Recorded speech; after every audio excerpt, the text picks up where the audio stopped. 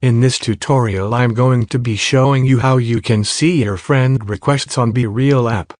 So I'll start by opening up the BeReal app. So you might be on the discovery page. You want to tap on the person icon with the plus icon at the top left-hand corner. Here you can add friends, but you want to go to the next tab which says My Friends. So tap on My Friends. And there you'll be able to see how many friends you have, and then if you have any incoming friend requests it will also show up here. So then you can go in there and see who sent you a friend request and accept or deny it.